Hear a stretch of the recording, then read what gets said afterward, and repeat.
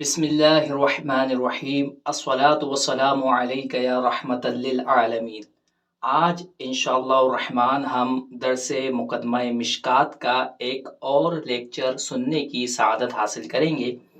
یہ ہماری 11ویں فصل ہے۔ اس فصل کا عنوان ہے فصل فی کتب الصحہ،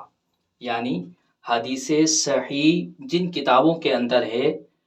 ان کتابوں کا تعارف اس فصل میں بیان کیا جائے گا۔ اس فصل کی ابتدا ایک دعوے سے ہو رہی ہے، اور وہ دعویٰ یہ ہے کہ بخاری اور مسلم شریف کے اندر تمام حدیثیں صحیح ہیں۔ یہ دعویٰ ہے، ایک جملہ یہ ہے، ایک دعویٰ یہ ہے، اور ایک دعویٰ یا ایک جملہ اس طرح بھی ہو سکتا ہے، تمام صحیح حدیثیں بخاری اور مسلم میں ہیں۔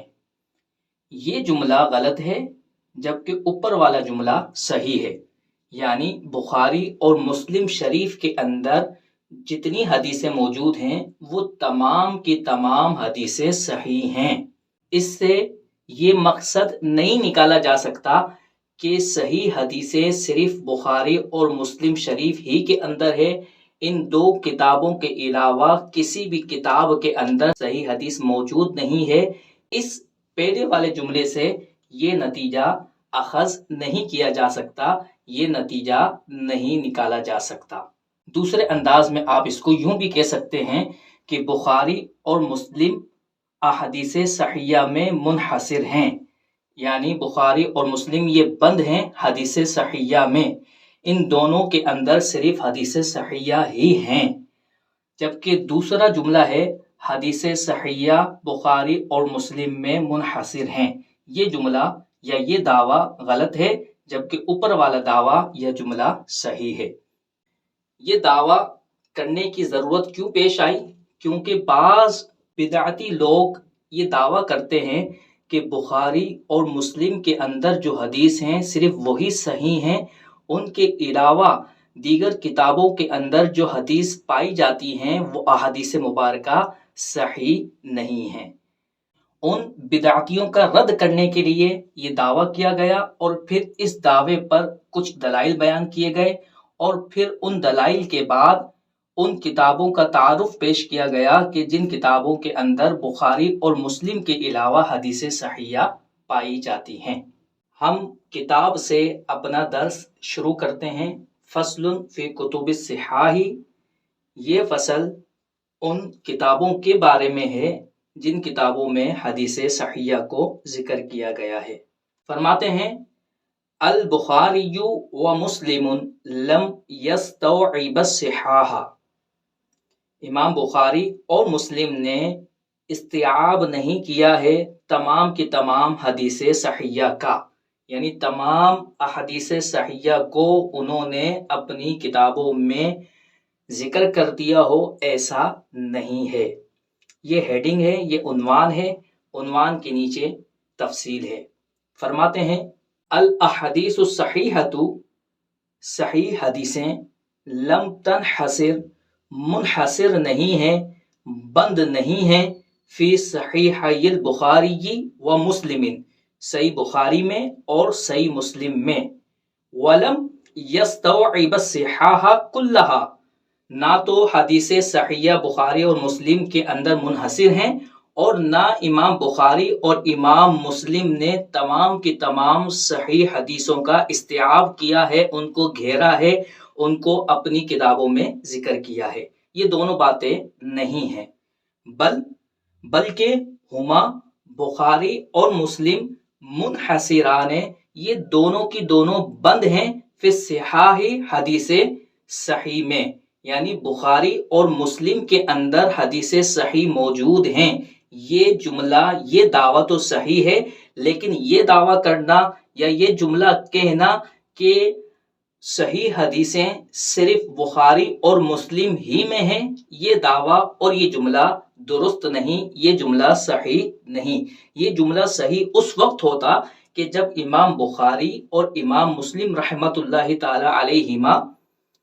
اپنی کتابوں کے اندر تمام کی تمام صحیح حدیثوں کا استیعاب کرتے، تمام کی تمام صحیح حدیثوں کو ذکر کر دیتے۔ جبکہ امام بخاری اور امام مسلم نے ایسا نہیں کیا، بلکہ اپنی کتابوں کے اندر صرف وہ صحیح حدیثیں ہی لے کر آئے ہیں، صحیح حدیثوں کا استیعاب نہیں کیا، ان کو گھیرا نہیں، تمام کی تمام صحیح حدیثوں کو اپنی کتاب میں ذکر کر دیا ہو، ایسا ہرگز نہیں۔ آگے فرماتے ہیں وَالصِّحَاحُ الَّتِي عِندَهُمَا وَعَلَى شَرْطِهِمَا أَيْضًا لَمْ يُورِدَاهَا فِي كِتَابَيْهِمَا فَضْلًا عَمَّا عِنْدَ غَيْرِهِمَا۔ فرماتے ہیں وہ صحیح حدیثیں جو ان دونوں کے نزدیک صحیح تھیں یا ان دونوں کی شرط کے مطابق تھی، وہ حدیثیں بھی یہ دونوں ائمہ نہیں لے کر آئے اپنی کتابوں کے اندر۔ جب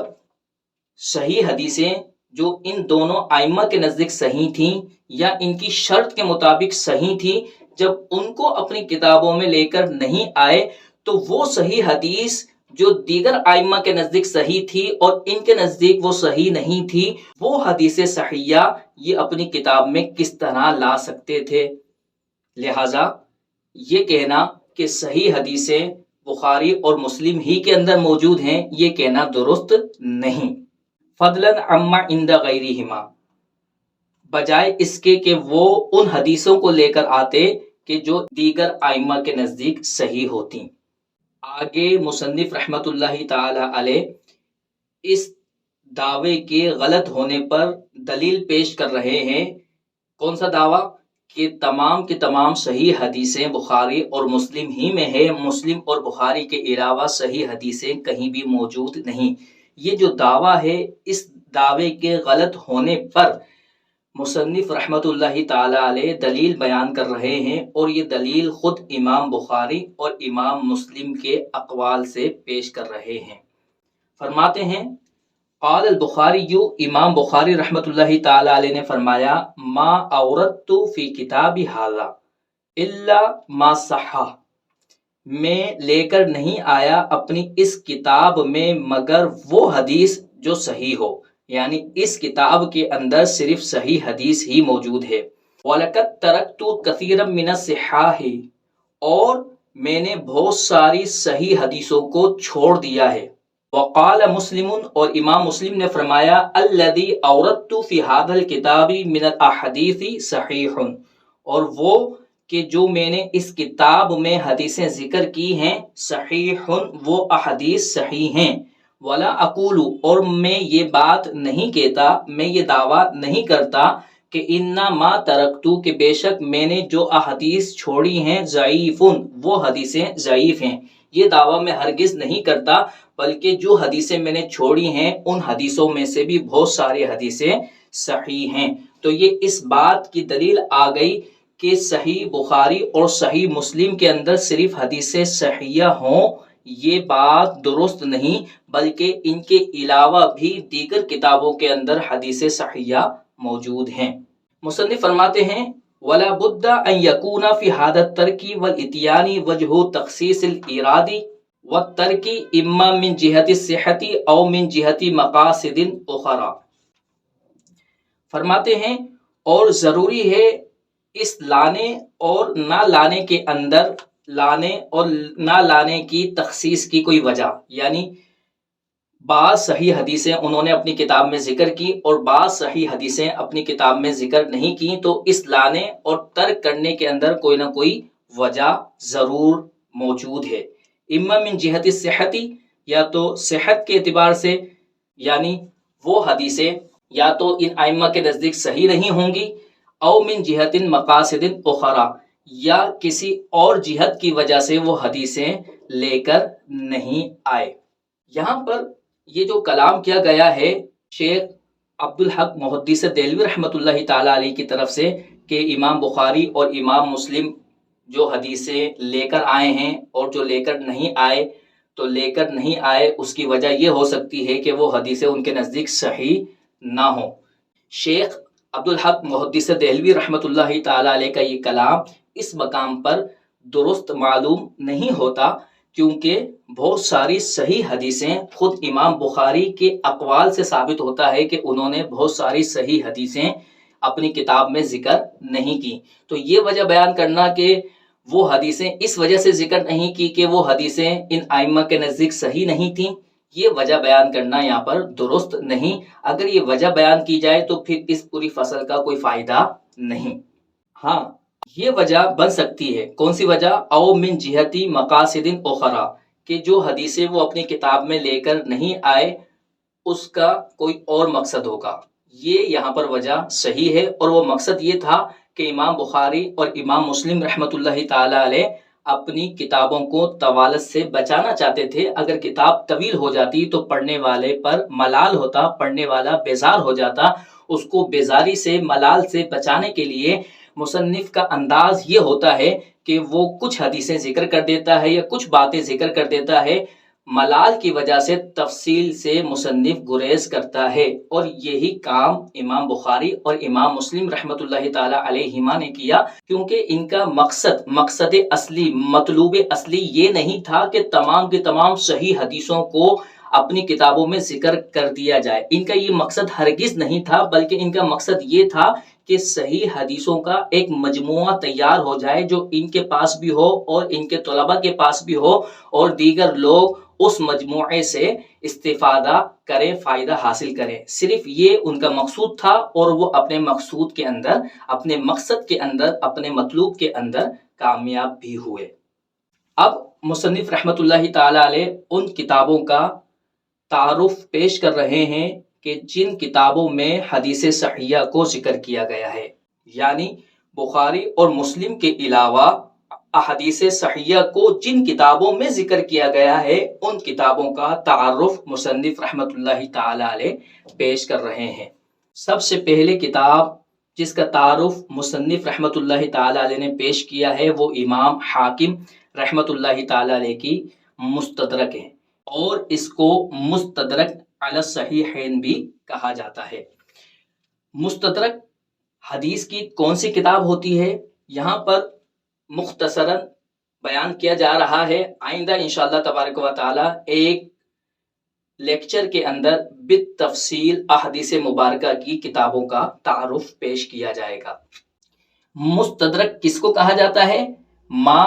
مستدرک کہا جاتا ہے اس کو زیدہ جو زائد کی گئی ہو علی الکتابی کسی خاص کتاب پر، من الاشیاء چیزیں، التی ایسی چیزیں، التی لم تذکر جو چیزیں ذکر نہیں کی گئی تھی اس کتاب میں، وکانت جدیرۃ ان تذکر اور مناسب تھا کہ ان چیزوں کو ذکر کیا جاتا۔ تو مستدرک حدیث مبارکہ کی وہ کتاب ہوئی کہ اس کتاب کے اندر وہ حدیثیں ذکر کر دی جاتی ہیں کہ جو کسی کتاب میں بیان کرنے سے رہ گئیں۔ اب جب ہم مستدرک علی الصحیحین کہتے ہیں تو اس کا معنی یہ ہوا کہ مستدرک وہ کتاب ہوتی ہے، مستدرک وہ کتاب ہے کہ امام بخاری اور امام مسلم نے بخاری اور مسلم میں جو حدیثیں ذکر نہیں کی، ان کو ذکر کرنا چاہیے تھا، انہوں نے ذکر نہیں کی، ان حدیثوں کو امام حاکم رحمۃ اللہ تعالی علیہ نے اپنی مستدرک میں ذکر کر دیا۔ مستدرک علی الصحیحین کا معنی یہ ہوگا۔ امام حاکم کی کنیت ابو عبداللہ تھی اور ان کا نام محمد بن عبداللہ تھا۔ یہ اپنے شہر نیشا پور کے حاکم تھے اور حاکم ہی لقب سے یہ مشہور ہوئے۔ فرماتے ہیں والحاکم ابو عبداللہ نیسابوری، اور امام حاکم جو کہ ابو عبداللہ نیسابوری ہیں، صنفا انہوں نے تصنیف کی، انہوں نے لکھی، کتاباً ایک کتاب، سماہ المستدرک جس کا نام انہوں نے مستدرک رکھا، بمعنی اس معنی میں کہ انما ترکہ البخاری و مسلم من الصحاح، کہ امام بخاری اور امام مسلم نے جو حدیث صحیح ترک کر دیں، اوردہ وہ اپنی اس کتاب میں اس کو ذکر کریں گے، وتلافا واستدرکا، اور انہوں نے اس کی تلافی بھی کی، اور ان حدیثوں کو جو ان دونوں سے فوت ہو گئی تھی، ان دونوں سے رہ گئی تھی، امام حاکم رحمۃ اللہ تعالی علیہ نے ان حدیثوں کو اپنی کتاب میں ذکر بھی کر دیا۔ بعضها علی شرط الشیخین، ان حدیثوں میں سے بعض حدیثیں امام بخاری اور امام مسلم کی شرط پر تھیں، وبعضها علی شرط احدہما، اور بعض حدیثیں ان دونوں میں سے کسی ایک کی شرط کے مطابق تھیں، وَبَعْضُهَا عَلَى غَيْرِ شَرْطِهِمَا، اور بعض حدیث صحیحہ ان دونوں کی شرط کے علاوہ تھیں، یعنی کسی اور امام کے نزدیک وہ حدیث صحیح تھیں تو ان حدیث صحیحہ کو بھی امام حاکم رحمۃ اللہ تعالی علیہ نے اپنی مستدرک میں ذکر کیا۔ وقال، اور امام حاکم رحمۃ اللہ تعالی علیہ نے کتاب کی ابتدا کے اندر یہ بات کہی کہ ان البخاری و مسلمن، امام بخاری اور امام مسلم نے لم یحکما، یہ حکم ہرگز نہیں لگایا بِأَنَّهُ لَيْسَ أَحَدِيثُ صَحِيحَةٌ غَيْرَ مَا خَرَّجَهُ فِي هَذَيْنِ الْكِتَابَيْنِ۔ امام بخاری اور امام مسلم رحمۃ اللہ تعالی علیہ نے یہ حکم ہرگز نہیں لگایا کہ ان دو کتابوں میں انہوں نے جو حدیثیں ذکر کی ہیں ان کے علاوہ کوئی حدیث صحیح موجود ہی نہیں، ایسا حکم ہرگز امام بخاری اور امام مسلم رحمۃ اللہ تعالی علیہ نے نہیں لگایا۔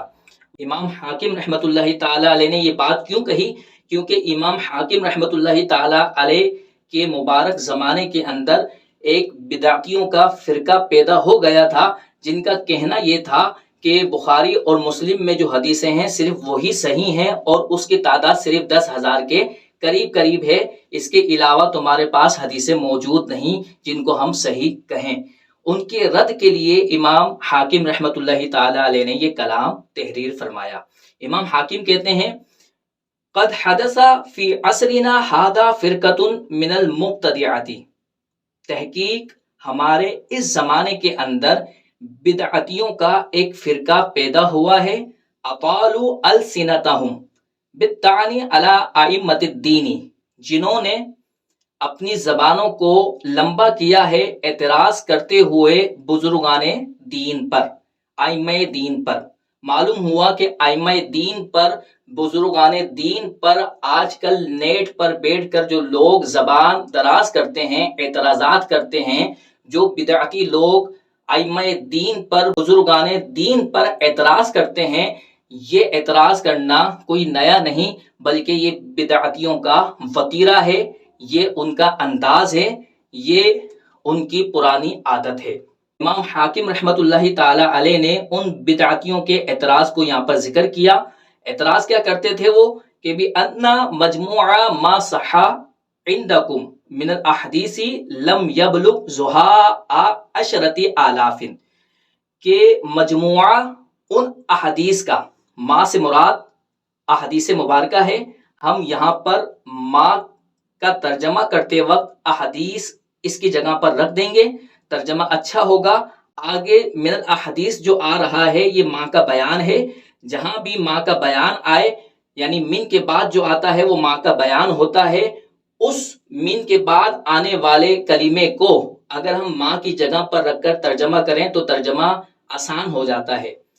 ترجمہ کس طرح کریں گے؟ بِأَنَّ مَجْمُوعَ الْأَحَادِيثِ،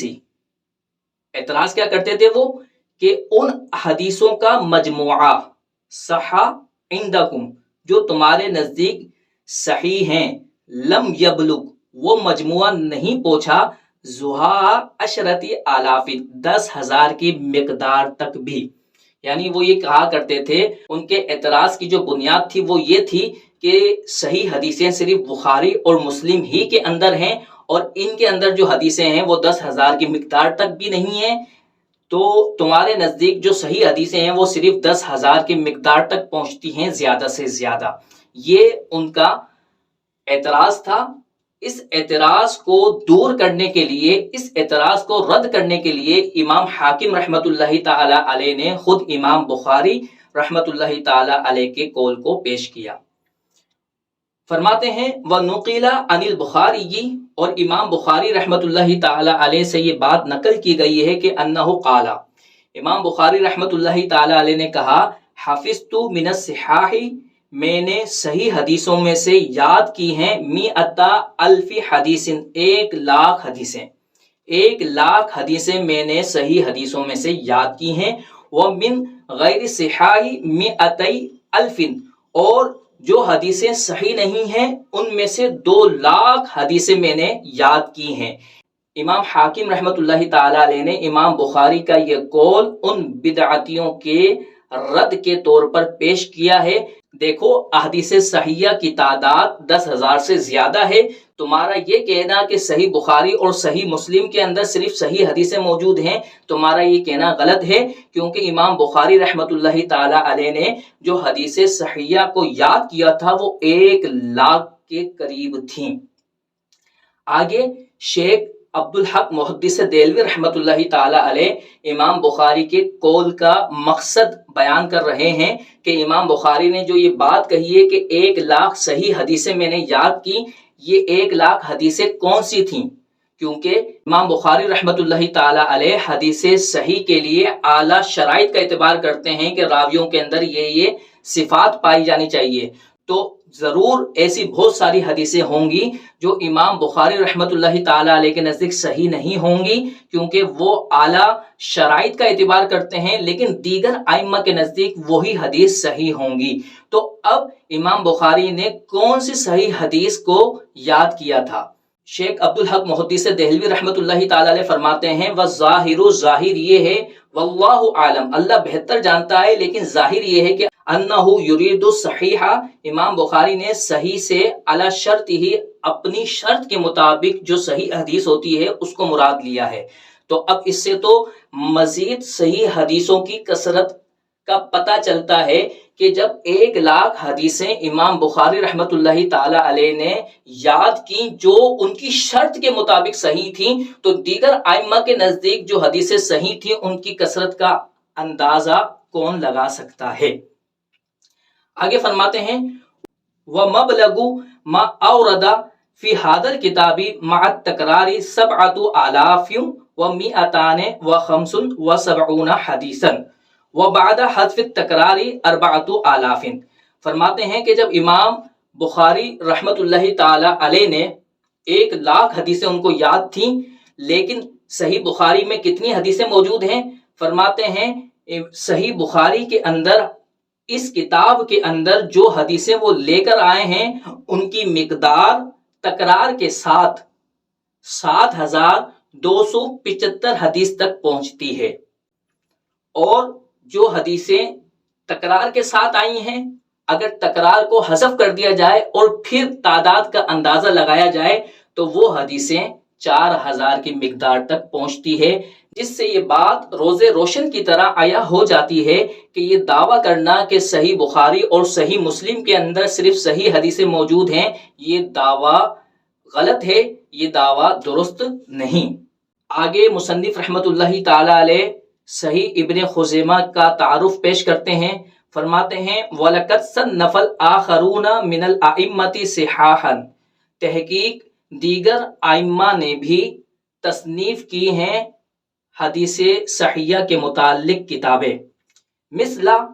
صحیح ابن خزیمہ، مثلا صحیح ابن خزیمہ الذي يقال له امام الائمہ، کہ جن کو اماموں کا امام کہا جاتا ہے، وہ ہوا شیخ ابن حبان، وہ امام ابن حبان کے بھی استاد ہیں، وقال ابن حبان فی مدحہ، اور امام ابن حبان نے ان کی تعریف کے اندر یہ کلمات کہے ما رأیت علی وجہ الارض احدا، میں نے نہیں دیکھا زمین پر کسی ایک شخص کو بھی احسنا، جو کہ زیادہ اچھا ہو، فی صناعت السنن، حدیث مبارکہ کے معاملے میں، حدیث مبارکہ کو روایت کرنے میں، وَأَحْفَظَ، اور زیادہ یاد کرنے والا ہو، للالفاظ الصحیحۃ منہ، صحیح حدیثوں کے الفاظ کو امام ابن خزیمہ کے مقابلے میں، وَكَأَنَّ السُّنَنَ وَالْأَحْادِيثَ كُلَّهَا، گویا کہ صحیح حدیث مبارکہ کو روایت کرنا اور صحیح سنتوں کو بیان کرنا نصب عینیہ، ان کی زندگی کا نصب العین تھا، ان کی زندگی کا مقصد تھا۔ آگے صحیح ابن حبان کا تعارف پیش کرتے ہیں، فرماتے ہیں وَمِثْلَ صحیح ابن حبان، اور وہ کتابیں کہ جن کے اندر حدیث صحیحہ موجود ہیں ان میں سے ایک کتاب ابن حبان کی صحیح بھی ہے۔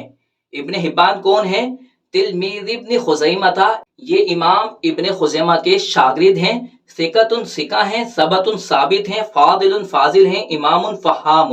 یہ امام ہیں اور بہت زیادہ سمجھدار ہیں، وقال الحاکم، اور امام حاکم نے کہا، کان ابن حبان، امام ابن حبان، من اوعیت العلم واللغت والحدیث والوعظ وکان من عقلاء الرجال، کہ امام ابن حبان یہ علم، لغت، حدیث، واعظ کے گویا کے برتن ہیں، یعنی تمام کا تمام علم اس برتن میں موجود ہے، تمام لغت، حدیث اور واعظ اس برتن میں موجود ہے، جس برتن کا نام ابن حبان ہے۔ یعنی یہ علم کے اندر بھی پختہ ہیں، لغت کے اندر بھی، حدیث کے اندر بھی اور واعظ و نصیحت کے اندر بھی، وہ کان من عقلاء الرجال، اور یہ عقل مند آدمیوں میں سے تھے۔ آگے مصنف رحمت اللہ تعالی علیہ دوبارہ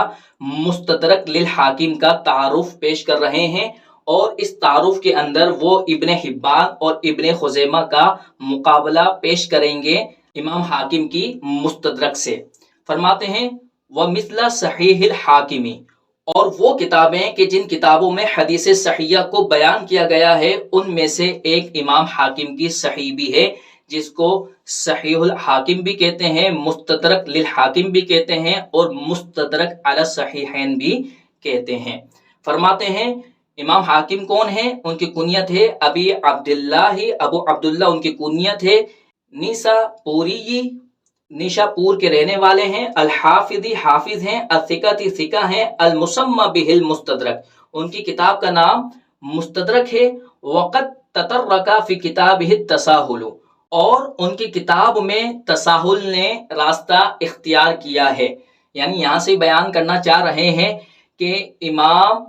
حاکم رحمت اللہ تعالی علیہ نے حدیث پر حکم لگاتے ہوئے سستی سے کام لیا ہے، تساہل سے کام لیا ہے۔ تساہل کا معنی یہ ہے کہ ایک حدیث ضعیف تھی، لیکن امام حاکم رحمت اللہ تعالی علیہ نے صرف نظر کرتے ہوئے ضعیف حدیث کو بھی صحیح کہہ دیا، اس پہ صحیح کا حکم لگا دیا۔ حتیٰ کہ بعض ایسی حدیثیں بھی ہیں کہ جو موضوع ہیں، جو جھوٹی ہیں، ان جھوٹی حدیثوں پر بھی امام حاکم رحمت اللہ تعالی علیہ نے حکم لگاتے ہوئے تساہل سے کام لیا ہے، اور ان موضوع حدیثوں کے اوپر امام حاکم نے صحیح کا حکم لگا دیا۔ اسی وجہ سے علماء نے ان کے اوپر اعتراضات کیے۔ بعض ائمہ نے یہاں تک کہا کہ مستدرک للحاکم کے اندر کوئی حدیث بھی صحیح نہیں، کوئی حدیث بھی امام بخاری اور امام مسلم کی شرط پر نہیں، لیکن دیگر ائمہ نے انصاف سے کام لیا۔ مثلا امام ذہبی رحمت اللہ تعالی علیہ نے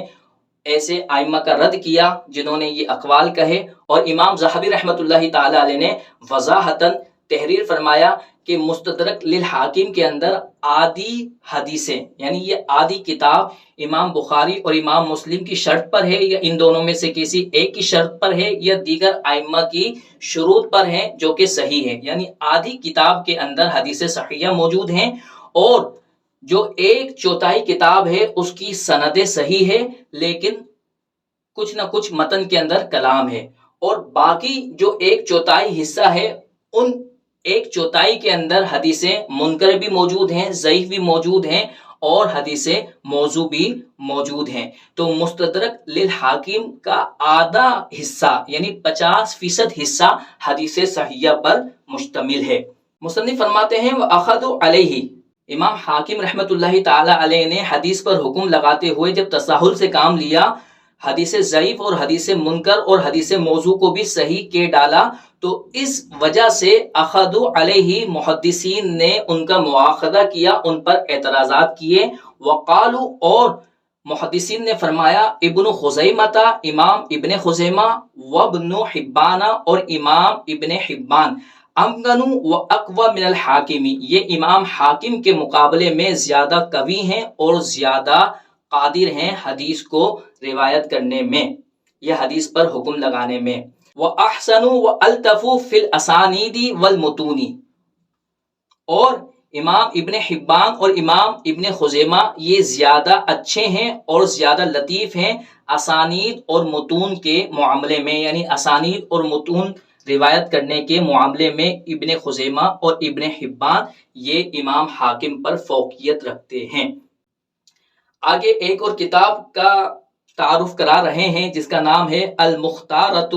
للمقدسی۔ فرماتے ہیں وہ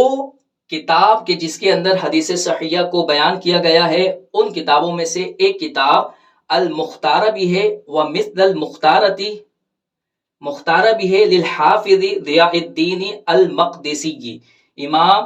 حافظ ضیاء الدین مقدسی کی، وہو ایضا خرج صحاحا، انہوں نے بھی اسی طرح حدیث صحیح کو روایت کیا ہے، ایسی حدیث صحیحہ لیست فی الصحیحین جو بخاری اور مسلم کے اندر موجود نہیں تھیں۔ وقالوا، اور محدثین نے فرمایا، کتاب ہو، ان کی کتاب، احسن، یہ زیادہ اچھی ہے، من المستدرک، امام حاکم کی مستدرک کے مقابلے میں۔ سیاح اخرى، دیگر کتابیں کہ جس کے اندر حدیث صحیحہ کو ذکر کیا گیا ہے، مثل صحیح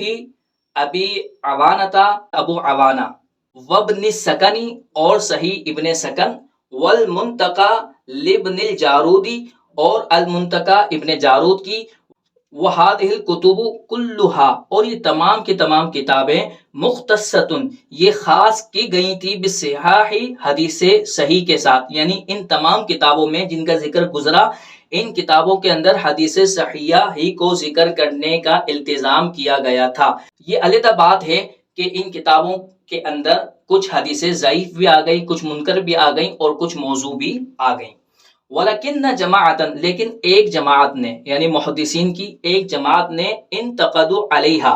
ان کتابوں کے اوپر اعتراضات کیے، تعصباً، بطور تعصب کے، یعنی صحیح حدیثوں کو بھی ضعیف کے ڈالا، بغیر وجہ کے ضعیف کے ڈالا۔ تو یہ حدیث صحیح پر ضعیف کا حکم لگانا بطور تعصب کے تھا، او انصافاً، اور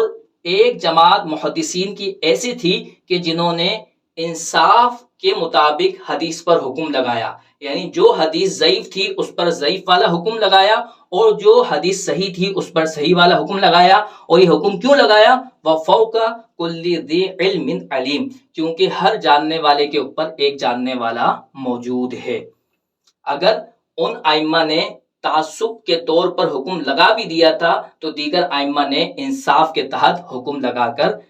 حقیقت کو سب کے سامنے آشکار کر دیا، حقیقت کو سب کے سامنے ظاہر کر دیا۔ اللہ تبارک و تعالیٰ کی پاک اور بلند بارگاہ میں دعا ہے کہ اللہ تبارک و تعالیٰ ہمیں علم نافع حاصل کرنے، سمجھنے، سیکھنے اور آگے پہنچانے کی توفیق و سعادت عطا فرمائے۔ وما علینا الا البلاغ المبین۔